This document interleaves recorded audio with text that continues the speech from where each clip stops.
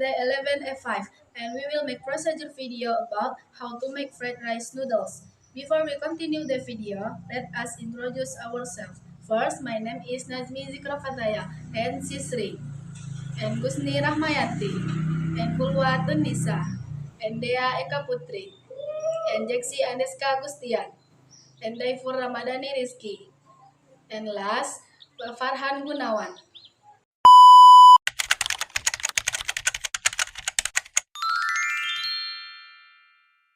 A few moments later.